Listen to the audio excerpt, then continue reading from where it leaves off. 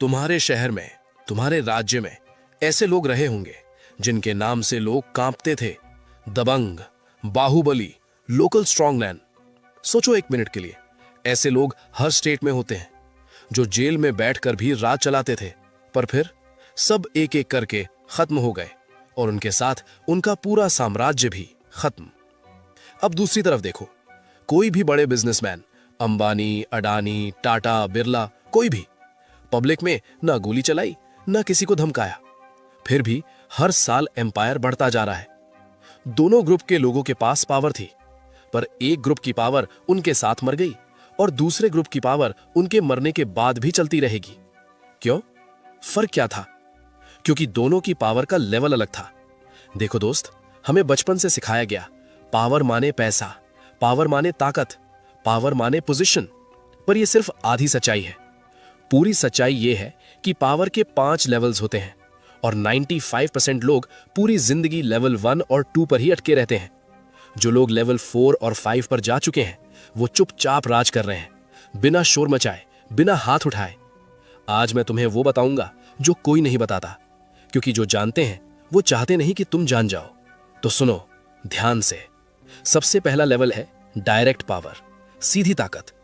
इसका मतलब क्या है? तुम खुद कुछ करवा सकते हो अपने हाथों से, अपने दम पर। तुम्हारे पास फिजिकल स्ट्रेंथ है तो वो वजन तुम उठा सकते हो जो दूसरे नहीं उठा सकते।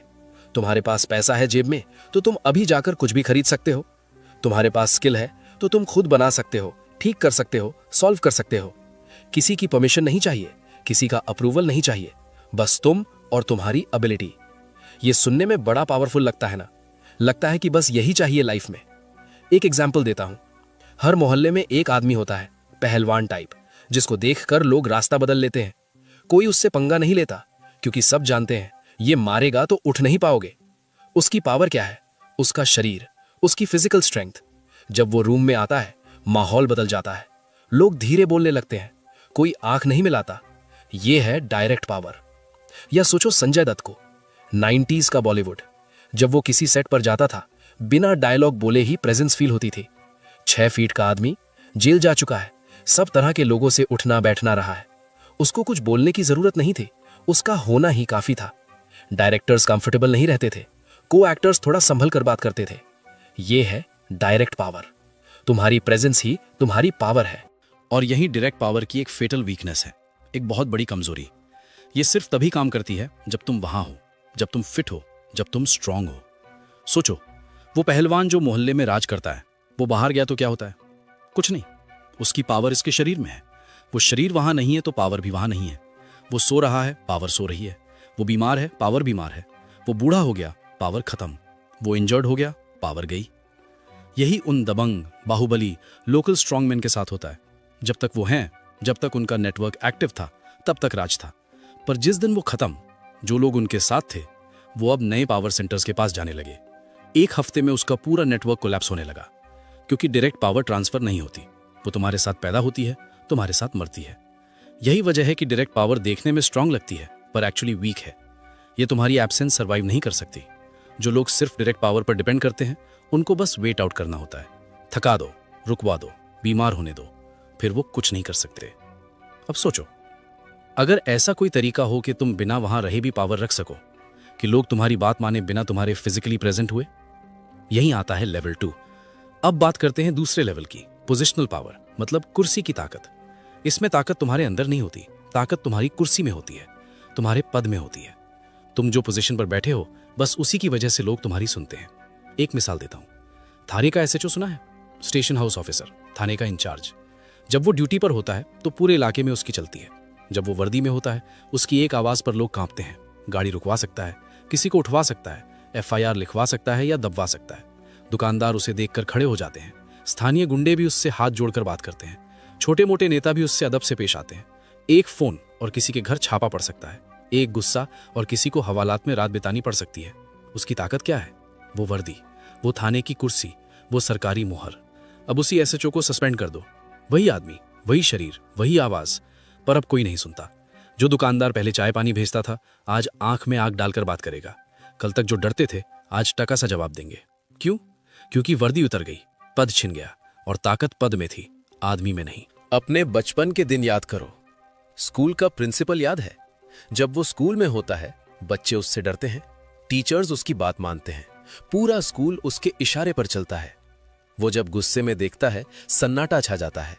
अब वही प्रिंसिपल रिटायर हो गया, पेंशन मिल रही है, घर में बैठा है। अब उसकी बात कौन सुनता है? उसकी बीवी भी कभी कभी नहीं सुनती। वो सड़क पर निकलता है, कोई नहीं पहचानता। जो बच्चे कभी उससे कांपते थे, वो अब अपनी जिंदगी में व्यस्त हैं। ताकत स्कूल की दीवारों में थी, उस कुर्सी में थी, उस पद में थी। आदमी तो बस किराएदार था। इसे साइकोलॉजी में कहते हैं लेजिटिमेट पावर। वो पावर जो तुम्हें किसी इंस्टीट्यूशन या सिस्टम ने दी है। मतलब पोजीशन की पावर हमेशा उस इंस्टीट्यूशन की होती है जिसने दी है। तुम बस उसके अंदर एक जगह भर रहे हो। यहां एक बात और समझो, पोजिशनल पावर की खूबी यह है कि यह लेवल 1 से बेहतर है। लेवल 1 में तुम अकेले काम करते हो, थक जाते हो, सो जाते हो तो ताकत सो जाती है। पर लेवल 2 में तुम अपना काम दूसरों से करवा सकते हो। एसएचओ हर जगह नहीं पहुंचता, उसके सिपाही पहुंचते हैं। प्रिंसिपल हर क्लास में नहीं जाता, मास्टर जाते हैं। मैनेजर हर काम खुद नहीं करता, उसकी टीम करती है। तो यह ताकत गुणा हो जाती है, बढ़ जाती है। तुम किसी संस्था में जाते हो, वो संस्था पहले से बनी हुई है, उसकी इज्जत पहले से है, उसका रुतबा पहले से है। तुम बस उस संस्था के अंदर एक जगह भर लेते हो, और जब तक तुम वहां हो, उस संस्था की ताकत तुम्हारे जरिए बहती है। पर यह ताकत नाजुक भी है, बहुत कमजोर, क्योंकि ये तुम्हारी नहीं है, ये उधार है। जिस संस्था ने, जिस डिपार्टमेंट ने तुम्हें ये पोजीशन दी है, वो कल वापस ले सकती है। तुम्हारा बॉस तुम्हें निकाल सकता है, सरकार तुम्हारा तबादला कर सकती है, डिपार्टमेंट तुम्हें सस्पेंड कर सकता है, और जिस पल ये हुआ, सब खत्म। ये है पोजिशनल पावर का जाल। लगता है कि बहुत मजबूत है, सरकारी है, पक्की है, पर असल में ये पूरी तरह उस संस्था पर टिकी है जिसने दी है। वो संस्था जब चाहे ले ले। तुम कितने भी काबिल हो, कितने भी मेहनती हो, अगर कुर्सी गई तो सब गया। तो अब सवाल यह है, क्या कोई ऐसी ताकत है जो पद के बिना भी रहे, जो तुम्हारे साथ चले चाहे तुम कहीं भी हो, जो लोग तुम्हारी सुने क्योंकि वो खुद सुनना चाहते हैं, मजबूरी में नहीं? यहीं आता है लेवल 3। तीसरा लेवल है रिलेशनल पावर, मतलब रिश्तों की ताकत। ये वो ताकत है जो ना तुम्हारे शरीर में है, ना किसी कुर्सी में। ये ताकत लोगों के दिलों में है, उनके भरोसे में है, उनकी यादों में है। इसमें लोग तुम्हारी सुनते हैं क्योंकि वो तुम्हें जानते हैं, तुम पर भरोसा करते हैं, तुम्हें पसंद करते हैं, या फिर तुम पर निर्भर हैं। यहां कोई पोजीशन नहीं चाहिए, कोई यूनिफॉर्म नहीं चाहिए। लोग खुद से तुम्हारी बात मानते हैं। एक सवाल पूछता हूं, तुमने कभी ये शब्द सुने हैं? किसी को जानते हो? ये 4 शब्द हैं जिन पर पूरा हिंदुस्तान चलता है। सरकारी दफ्तर में काम अटका है, किसी को जानते हो? वहां अस्पताल में भर्ती करवाना है, किसी डॉक्टर को जानते हो? पुलिस में मामला फंसा है, किसी को जानते हो? थाने में नौकरी चाहिए, किसी को जानते हो? उस कंपनी में तुम्हें कोई सरकारी काम करवाना है, दफ्तर जाओ, फाइल महीनों से पड़ी रहेगी, पर अगर उस दफ्तर में कोई जानते हो, किसी क्लर्क को, किसी बाबू को, किसी अफसर को, एक फोन और काम हो गया। यह है रिश्तों की ताकत। हमारे देश में योग्यता या क्वालिफिकेशन काम करती है, पर जान पहचान ज्यादा काम करती है। तुम कितने भी काबिल हो, अगर सही आदमी से जान पहचान नहीं है तो लाइन में लगे रहो। और कोई कम काबिल भी है पर उसकी पहचान गहरी है तो उसका काम पहले होगा। यह कड़वी सच्चाई है, पर सच्चाई है। इसे कहते हैं सोशल कैपिटल, रिश्तों की करेंसी। जिसके पास जितना सोशल कैपिटल है, उसका उतना काम आसान है। रॉबर्ट ग्रीन की भाषा में यह सबसे टिकाऊ पावर है, क्योंकि यह लोगों के दिल में रहती है, डॉक्यूमेंट्स में नहीं। एक एग्जाम्पल देता हूं, करण जौहर। बॉलीवुड का एक बड़ा नेटवर्क इसी आदमी के पास है। सोचो, करण जौहर खुद कितना बड़ा निर्देशक है। उसने कुछ फिल्में बनाई हैं, कुछ अच्छी थीं, कुछ बुरी थीं, पर उसकी असली ताकत फिल्मों में नहीं है। उसकी असली ताकत यह है कि वो सबको जानता है और सब उसको जानते हैं। शाहरुख खान से दोस्ती है, आमिर से बात होती है, रणबीर आलिया की शादी में बैठा है। नए स्टार किड्स को वो लॉन्च करता है, बदले में उनके मां बाप उसके एहसानमंद रहते हैं। वो पार्टी करता है जहां बड़े बड़े लोग आते हैं। उसके शो में आना मतलब तुम बॉलीवुड में पहुंच गए। अब सोचो, अगर कल करण जौहर का स्टूडियो बंद हो जाए तो क्या वो खत्म हो जाएगा? नहीं, क्योंकि उसकी ताकत स्टूडियो में नहीं है। उसकी ताकत उन सैकड़ों रिश्तों में है जो उसने सालों में बनाए हैं। वो एक फोन करेगा और काम हो जाएगा। यह है रिश्तों की ताकत। अब राजनीति देखो, हर सरकार में, हर राज्य में, हर शहर में कुछ लोग होते हैं, ऐसे लोग जिनको कोई नहीं जानता, ना टीवी पर आते हैं ना अखबारों में, उनका कोई ओहदा नहीं होता, कोई पार्टी पद नहीं होता, पर जब कोई बड़ा फैसला होता है उनकी राय ली जाती है। जब कोई बड़ा झगड़ा होता है वो बीच में आते हैं। इनको बोलते हैं फिक्सर। हर सरकार उनसे बात करती है। भाजपा की सरकार आए वो काम कर रहे हैं, कांग्रेस की सरकार आए वो फिर भी काम कर रहे हैं, समाजवादी, बसपा, कोई भी आए ये लोग बने रहते हैं। क्यों? क्योंकि इनके रिश्ते हर तरफ हैं। इनको पता है किससे क्या करवाना है, कौन सा अफसर किस काम के लिए सही है, कौन सा नेता किस मुद्दे पर काम कर सकता है, किसको कितना देना है, किसको कैसे मनाना है। सरकार बदलती है, मंत्री बदलते हैं, अफसर बदलते हैं, पर फिक्सर नहीं बदलते, क्योंकि उनकी ताकत पद में नहीं रिश्तों में है। अब जरा अपने आसपास देखो। तुम्हारे गांव में, पड़ोस में एक ऐसा आदमी जरूर होगा जिसको सब जानते हैं। वो कोई बड़ा आदमी नहीं है, ना नेता है ना अफसर है, पर उसकी जान पहचान हर जगह है। बिजली का बिल गड़बड़ाया, वो बिजली विभाग में किसी को जानता है। बच्चे का स्कूल में दाखिला नहीं हो रहा, वो स्कूल स्टाफ में किसी को जानता है। थाने में मामला फंसा, वो थानेदार का पुराना परिचित है। इस आदमी की कोई कुर्सी नहीं है, कोई पद नहीं है, कोई सरकारी नौकरी नहीं है, पर उसका काम कभी नहीं रुकता। क्यों?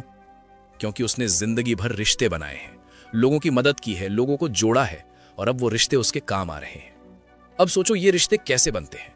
ये एक दिन में नहीं बनते, एक महीने में नहीं बनते, ये सालों में बनते हैं। हर बार जब तुम किसी की मदद करते हो एक धागा जुड़ता है। हर बार जब तुम अपनी बात पर खरे उतरते हो वो धागा मजबूत होता है। हर बार जब तुम किसी के राज को राज रखते हो भरोसा गहरा होता है। और एक दिन ऐसा आता है कि तुम्हारे पास सैकड़ों धागे होते हैं, सैकड़ों रिश्ते होते हैं। तब तुम्हें किसी कुर्सी की जरूरत नहीं होती, तुम्हारा एक फोन काफी होता है। पर एक बात याद रखो, रिश्तों की ताकत मुफ्त में नहीं मिलती, इसकी कीमत चुकानी पड़ती है। वो कीमत क्या है? समय। रिश्ते बनाने में समय लगता है, लोगों से मिलना पड़ता है, बात करनी पड़ती है, याद रखना पड़ता है किसका जन्मदिन है, किसके घर में क्या हुआ, किसको क्या परेशानी है, यह सब ध्यान में रखना पड़ता है। फोन करना पड़ता है, मिलना पड़ता है, शादी ब्याह में जाना पड़ता है। यह सब झंझट है, पर इसी झंझट से रिश्ते बनते हैं। तो ये level 3 relational power, level 2 position की ताकत से मजबूत है, क्योंकि पोजीशन छूटने के बाद भी रहती है।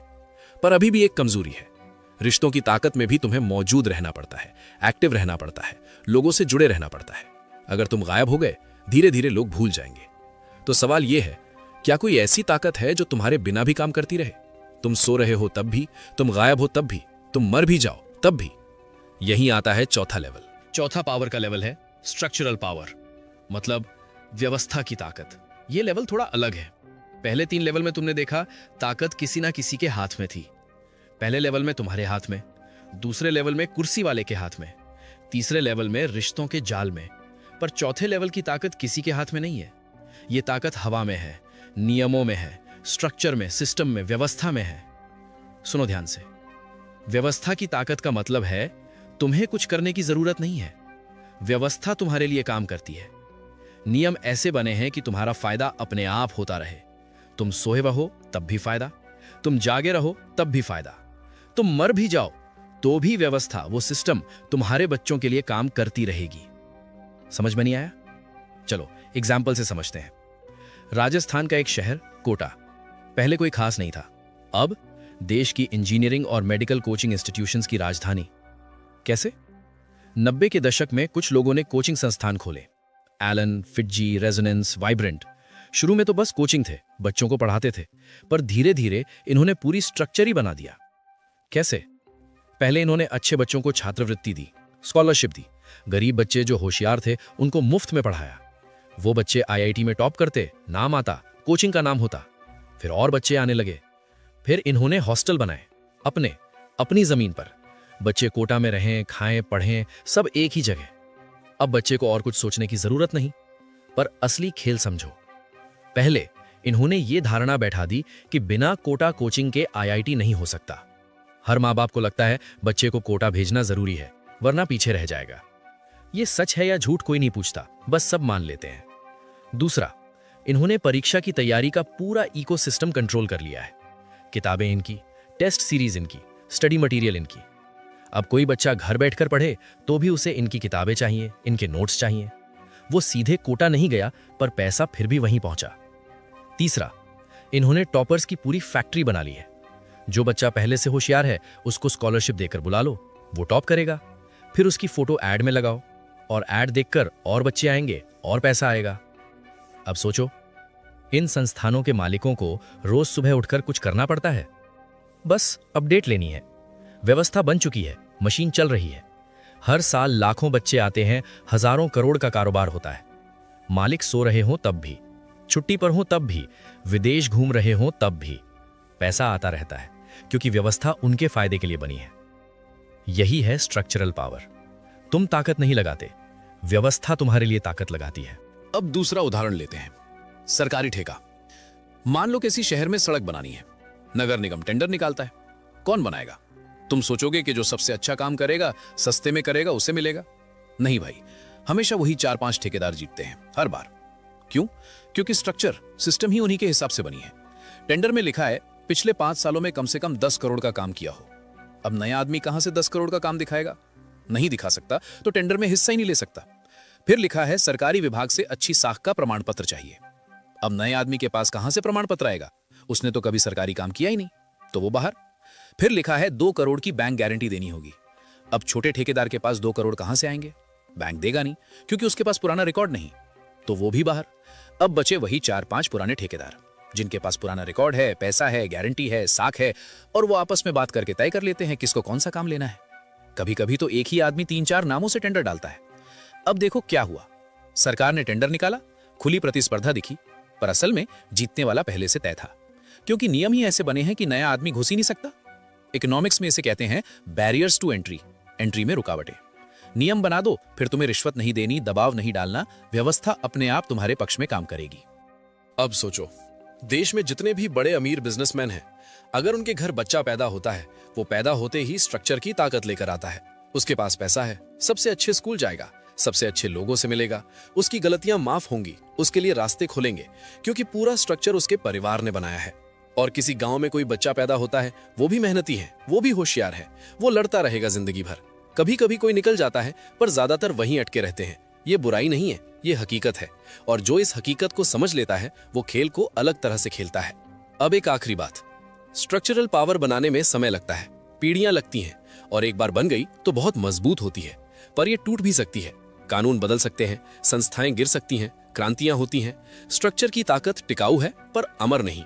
तो अब सवाल यह है, क्या कोई ऐसी पावर है जो स्ट्रक्चरल पावर से भी ऊपर है, जो कानून बदलने से भी नहीं मरती, जो संस्थाएं गिरने के बाद भी जीवित रहती है, जो पीढ़ियों तक चलती है बिना किसी के कुछ किए? यहीं आता है आखिरी लेवल। 5वां लेवल है आइडियोलॉजिकल पावर, मतलब विचारधारा की ताकत। पहले 4 लेवल में तुमने देखा, पावर शरीर में थी, पावर कुर्सी में थी, पावर रिश्तों में थी, पावर व्यवस्था यानी स्ट्रक्चर में थी। पर 5वें लेवल पर तुम लोगों के दिमाग को कंट्रोल करते हो। तुम ये तय करते हो कि सही क्या है, तुम ये तय करते हो कि गलत क्या है, तुम ये तय करते हो कि अच्छा जीवन कैसा होता है, तुम ये तय करते हो कि सफलता किसे कहते हैं। और सबसे डरावनी बात, लोगों को पता भी नहीं चलता कि वे किसी और की ताकत से चल रहे हो। उन्हें लगता है कि ये उनकी अपनी सोच है, उन्हें लगता है कि ये उनका अपना फैसला है, पर है नहीं।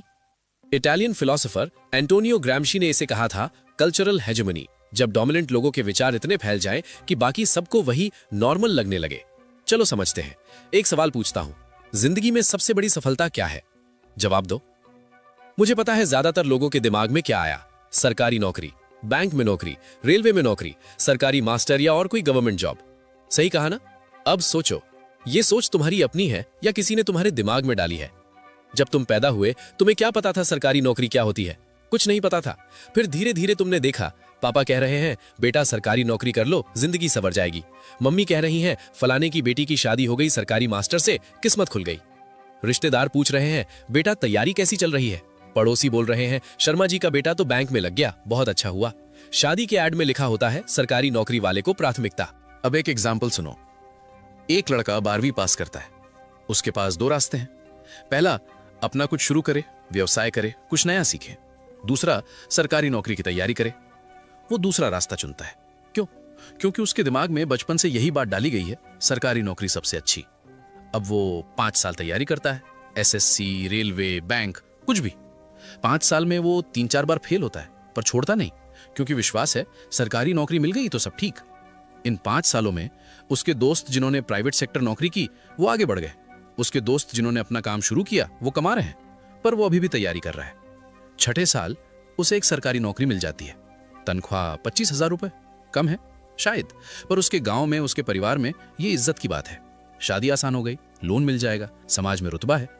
और मैं ये नहीं कह रहा कि ये गलत है, मैं बस ये पूछ रहा हूं, क्या यही एकमात्र रास्ता था? क्या 6 साल में कोई और ऑप्शन एक्सप्लोर नहीं हो सकता था? देखो, सरकारी नौकरी बुरी नहीं है, पर आइडियोलॉजी ये है कि सरकारी नौकरी ही ओनली सक्सेस है, और ये आइडियोलॉजी सवाल करने लायक है। अब असली बात, ये विचार किसने डाला, कब डाला, क्यों डाला? ये विचार पीढ़ियों से चल रहा है। अंग्रेजों के जमाने में सरकारी नौकरी का मतलब था ताकत, इज्जत, पैसा। उस समय सरकारी अफसर गांव में राज करता था, तो लोगों ने सोचा सरकारी नौकरी सबसे अच्छी। फिर आजादी के बाद भी ये विचार बना रहा, क्योंकि प्राइवेट सेक्टर में नौकरियां कम थीं, सरकारी नौकरी में सुरक्षा थी, पेंशन थी, तो लोगों ने अपने बच्चों को यही सिखाया। अब आज के टाइम में प्राइवेट सेक्टर में हजारों मौके हैं, अपना काम शुरू करने के रास्ते हैं, विदेश जाने के रास्ते हैं, पर फिर भी करोड़ों लोग सरकारी नौकरी के पीछे भाग रहे हैं। क्यों? क्योंकि विचार अभी भी वही है। देखो, किसी ने इस लड़के को बंदूक तान कर नहीं कहा कि सरकारी नौकरी करो, किसी ने जबरदस्ती नहीं की, पर उसके दिमाग में विचार डाल दिया गया और वो विचार उसके लिए सच बन गया। ये है आइडियोलॉजिकल पावर। तुम लोगों को ये बता दो कि क्या चाहिए और वो खुद उसके पीछे भागेंगे। अब एक और एग्जाम्पल, शर्मा जी का बेटा। हर एक इंडियन ने ये लाइन जरूर सुनी होगी, हर घर में शर्मा जी का बेटा होता है। देखो शर्मा जी का बेटा है, कितना होशियार है। शर्मा जी के बेटे ने तो IIT निकाल लिया, शर्मा जी का बेटा तो डॉक्टर बन गया। तुम्हारी माँ ने भी बोला होगा, देख उसको, तू कब सीखेगा? और तुमने क्या किया? तुमने मान लिया कि तुम कम हो, तुम में कमी है, और फिर तुम दौड़ने लगे शर्मा जी के बेटे से आगे निकलने के लिए। पर रुको, ये दौड़ किसने शुरू करवाई? तुमने नहीं, ये दौड़ पीढ़ियों से चल रही है। माँ बाप अपने बच्चों की तुलना करते हैं, बच्चे बड़े होकर अपने बच्चों की तुलना करते हैं, चक्र चलता रहता है। और इस चक्र में कौन जीतता है? कोचिंग वाले, किताबें बेचने वाले, स्कूल वाले। उनका धंधा चलता है क्योंकि तुम डरे हुए हो। तुम डरे हुए हो कि कहीं शर्मा जी के बेटे से पीछे न रह जाओ। ये डर तुम्हारा अपना नहीं है, ये डर तुम्हें विरासत में मिला है। ये डर एक विचारधारा है, एक आइडियोलॉजी है जो पीढ़ी दर पीढ़ी चली आ रही है, और तुम बिना सोचे इसमें फंस गए। लोगों को एक विचार दे दो और वो पूरी जिंदगी उसी के पीछे भागेंगे। अब एक और उदाहरण, बॉलीवुड और सुंदरता। भारत में सुंदर का मतलब क्या है? गोरा रंग, लंबे बाल, पतली कमर, बड़ी आंखें। गोरा रंग इक्वल्स टू सुंदरता, ब्यूटीफुल। ये किसने तय किया? तुमने नहीं। जब तुम बच्चे थे, टीवी पर फेयरनेस क्रीम्स की एड्स आती थी। हर एड का मैसेज एक ही था, गोरे बनो तभी सक्सेसफुल बनोगे। फिल्मों में हीरोइन हमेशा गोरी, लंबी, पतली। हीरो चाहे काला हो, पर हीरोइन गोरी चाहिए। शादी के रिश्ते में लड़की का रंग कैसा है? और धीरे धीरे तुम्हारे दिमाग में बैठ गया, गोरा रंग का मतलब है सुंदरता, सांवला मतलब कम सुंदर। अब तुम किसी सांवली लड़की को देखते हो तो दिमाग में एक आवाज आती है, अच्छी है पर रंग थोड़ा। ये आवाज तुम्हारी अपनी नहीं है, ये आवाज टीवी से आई है, विज्ञापनों से आई है, फिल्मों से आई है। अब सबसे मजेदार बात, जो कंपनियां गोरा करने की क्रीम बेचती हैं वो करोड़ों कमा रही हैं, क्योंकि लोग खुद खरीद रहे हैं। किसी ने बंदूक की नोक पर नहीं कहा खरीदो, लोग खुद खरीद रहे हैं क्योंकि उनके दिमाग में विचार है गोरा होना है। तुम सोचते हो कि यह तुम्हारी पसंद है, पर यह तुम्हारी पसंद नहीं है, यह तुम्हें बताया गया है कि तुम्हारी पसंद क्या होनी चाहिए। यही है आइडियोलॉजिकल पावर, विचारधारा की ताकत। तुम एक विचार फैला दो और लोग खुद उसी हिसाब से जीने लगते हैं। तुम्हारी पसंद भी तुम्हारी नहीं रहती, तुम वो पसंद करते हो जो तुम्हें सिखाया गया है। अब एक और बड़ी बात, मेहनत करो सफल हो जाओगे, ये सुना है ना? बस मेहनत करो, दिन रात लगे रहो, एक दिन मंजिल मिलेगी। हर फिल्म में यही दिखाते हैं, गरीब लड़का मेहनत करता है, आगे बढ़ता है, अमीर बन जाता है। हर माँ बाप यही कहते हैं, बेटा मेहनत का फल मीठा होता है। पर सोचो, क्या यह पूरा सच है? उस मजदूर को देखो जो सुबह 5 बजे उठता है, शाम 8 बजे तक काम करता है। वो मेहनत नहीं करता? करता है, तुमसे ज्यादा करता है, पर वो अमीर क्यों नहीं है? उस किसान को देखो जो धूप में खड़ा होकर फसल उगाता है, वो मेहनत नहीं करता? करता है, तुमसे ज्यादा करता है, पर वो आगे क्यों नहीं बढ़ता? सच ये है कि मेहनत जरूरी है, पर काफी नहीं है। तुम किस व्यवस्था में पैदा हुए वो ज्यादा मायने रखता है। तुम्हारे माँ बाप के पास क्या था वो ज्यादा मायने रखता है। तुम्हें कौन से मौके मिले वो ज्यादा मायने रखता है। पर यह बात कोई नहीं बताता। क्यों? क्योंकि अगर लोगों को पता चल जाए कि खेल पहले से तय है तो लोग खेलना बंद कर देंगे। इसीलिए यह विचारधारा फैलाई जाती है, मेहनत करो सब मिलेगा, ताकि लोग दौड़ते रहें, लड़ते रहें, उम्मीद रखें, और जो ऊपर बैठे हैं वो आराम से बैठे रहें। मैं ये नहीं कह रहा कि मेहनत मत करो, मैं ये कह रहा हूं कि ये समझो कि खेल कैसे चल रहा है। मैं ये नहीं कह रहा कि सिस्टम में कोई नहीं जीतता, जीतता है, पर वो स्ट्रक्चर समझकर जीतता है। जैसे कोई चेस प्लेयर अच्छा इसलिए नहीं होता कि उसने रूल्स चेंज कर दिए, वो अच्छा इसलिए होता है कि उसने रूल्स पूरी तरह समझ लिए और फिर उन रूल्स के अंदर रहकर अपना गेम खेला। तो बात ये नहीं है कि हार मान लो, बात यह है कि खेल को समझो पूरी तरह, फिर खेलो। अंधे होकर नहीं, आंखें खोलकर खेलो। यही है आइडियोलॉजिकल पावर की सबसे खतरनाक बात। एक बार दिमाग में बैठ गई तो पीढ़ी दर पीढ़ी चलती है, बिना किसी के कुछ किए, बिना किसी के कुछ बोले, बस चलती रहती है। अब एक बड़ा सवाल, लेवल 5 में कौन है? कौन तय करता है कि लोग क्या सोचें? मीडिया, बॉलीवुड, एड कंपनियां, बड़े बड़े स्पीकर्स और इन्फ्लुएंसर्स, राजनीतिक दल, बड़े बिजनेसमैन, ये सब मिलकर विचार फैलाते हैं और वो विचार करोड़ों लोगों के दिमाग में बैठ जाते हैं। और सबसे खतरनाक बात, लेवल 1, 2, 3, 4 सब लेवल 5 के नीचे आते हैं। तुम्हारे पास शारीरिक ताकत, डायरेक्ट पावर है, पर अगर लोगों को विश्वास है कि हिंसा गलत है तो तुम्हारी ताकत बेकार। तुम्हारे पास पद है, पोजिशनल पावर है, पर अगर लोगों को विश्वास है कि यह पद गलत तरीके से मिला तो तुम्हारा पद कमजोर। तुम्हारे पास रिश्ते हैं, रिलेशनल पावर है, पर अगर लोगों को विश्वास है कि ये रिश्ते भ्रष्ट हैं तो तुम्हारे रिश्ते टूट जाएंगे। तुम्हारे पास व्यवस्था है, स्ट्रक्चरल पावर है, पर अगर लोगों को विश्वास हो जाए कि यह व्यवस्था गलत है तो क्रांति आ जाएगी। लेवल 5 सब लेवल्स को कंट्रोल करता है क्योंकि यह तय करता है कि सही क्या है। अब सोचो, वे बाहुबली, दबंग किस लेवल पर थे? पहले या दूसरे लेवल पर? वो मरे, सब खत्म। अंबानी, अडानी, टाटा जैसे लोग किस लेवल पर हैं? चौथे और 5वें लेवल पर। स्ट्रक्चर उनके पक्ष में है, नियम उनके हिसाब से बने हैं और लोग उन्हें सफलता का प्रतीक मानते हैं। वो मर भी जाएं तो भी उनका साम्राज्य चलता रहेगा। अब अपने आप से पूछो, तुम किस लेवल पर हो? क्या तुम सिर्फ अपने दम पर टिके हो? क्या तुम किसी कुर्सी के भरोसे हो? क्या तुम्हारे रिश्ते हैं जो तुम्हें संभाल सके? क्या कोई व्यवस्था तुम्हारे पक्ष में है? क्या तुम किसी की सोच को प्रभावित कर सकते हो? ज्यादातर लोग पहले और दूसरे लेवल पर अटके रहते हैं, अपनी नौकरी पर टिके रहते हैं, अपनी कुर्सी पर टिके रहते हैं, और जब नौकरी गई, कुर्सी गई तो सब गया। जो लोग समझदार हैं वो तीसरे लेवल पर जाते हैं, रिश्ते बनाते हैं, नेटवर्क बनाते हैं ताकि कल कुर्सी जाए तो भी कुछ बचे। जो बहुत समझदार हैं वो चौथे लेवल की सोचते हैं, ऐसा कुछ बनाते हैं जो बिना उनके भी चले, व्यापार हो, संपत्ति हो, कुछ ऐसा जो खुद ब खुद बढ़े। और जो असली खिलाड़ी हैं वो 5वें लेवल पर खेलते हैं।